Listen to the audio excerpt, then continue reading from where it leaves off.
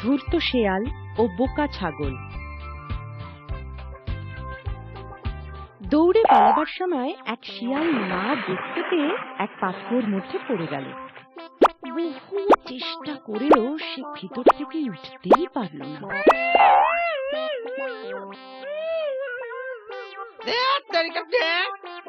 আর একটু যদি জোরে লাফাতে পারতাম তাহলে কি যে করি, মনে হয় আমি আর বাইরে বেরোতে পারবো না। আমার কিনা শেষে এই পরিণতি হবে, ভাবতেই পারিনি। আচ্ছা ভাই, আমি বড়ই তৃষ্ণার্ত, বলতে পারবেন এই কুয়োতে জল কতটা আছে আর এই জলের স্বাদ বা কেমন? মাথায় একটা মতলব এসেছে।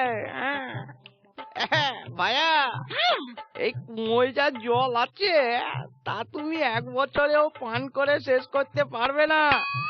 আর এই জলের স্বাদ, আহা, এমন মিষ্টি জল বোধহয় এই জঙ্গলে আর কোথাও নেই। তাই তুমি যদি তৃষ্ণা মেটাতে চাও তাহলে দেরি না করে চলে এসো। বোকা ছাগলটি শিয়ালের কথা শুনে ভালো মন্দ কিছু বিচার না করে পাতকুয়ে ঝাঁপ দিয়ে পড়ল তৃষ্ণা মেটাতে। আর শিয়ালও দেখল এই তার বাঁচবার সুযোগ। ধন্যবাদ ভাই, চলে। ওরে ওরে বোকা ছাগল, তোর যে পরিমাণে লম্বা দাড়ি সেই পরিমাণে যদি তোর বুদ্ধি থাকতো তাহলে তুই আমার কথার প্রলোভনে ভুলে কুয়োয় লাফ দিতিস না। তোর ঘাড়ে পা রেখে আমি তো বেরিয়ে গেলাম, এবার নিজের বের হওয়ার উপায় ভাব। দেখ এবার তোর থেকেও বোকা কেউ জল খেতে আসে কিনা।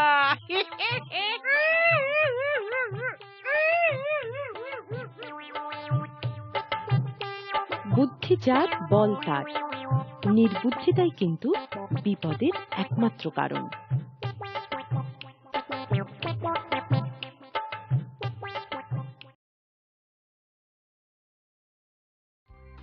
ধূর্ত শেয়াল ও বোকা ছাগল।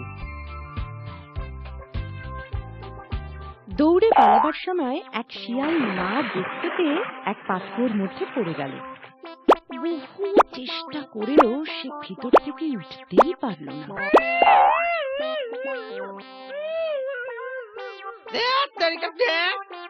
আর একটু যদি জোরে লাফাতে পারতাম তাহলে কি যে করি, মনে হয় আমি আর বাইরে বেরোতে পারবো না।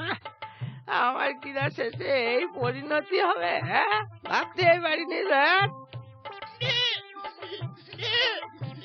আচ্ছা ভাই, আমি বড়ই তৃষ্ণার্ত, বলতে পারবেন এই কুয়োতে জল কতটা আছে আর এই জলের স্বাদ বা কেমন? মাথায় একটা মতলব এসেছে। ভাইয়া, এই কুয়োয় যা জল আছে তা তুমি 1 বছরেও পান করে শেষ করতে পারবে না। আর এই জলের স্বাদ, আহা, এমন মিষ্টি জল বোধহয় এই জঙ্গলে আর কোথাও নেই। তাই তুমি যদি তৃষ্ণা মেটাতে চাও তাহলে দেরি না করে চলে এসো। বোকা ছাগলটি শিয়ালের কথা শুনে ভালো মন্দ কিছু বিচার না করে পাতকুয়ে ঝাঁপ দিয়ে পড়ল তৃষ্ণা মেটাতে। আর শিয়ালও দেখল এই তার বাঁচবার সুযোগ। ধন্যবাদ ভাই, চলে। ওরে ওরে বোকা ছাগল, তোর যে পরিমাণে লম্বা দাড়ি সেই পরিমাণে যদি তোর বুদ্ধি থাকতো তাহলে তুই আমার কথার প্রলোভনে ভুলে কুয়োয় লাফ দিতিস না। তোর ঘাড়ে পা রেখে আমি তো বেরিয়ে গেলাম, এবার নিজের বের হওয়ার উপায় ভাব। দেখ এবার তোর থেকেও বোকা কেউ জল খেতে আসে কিনা।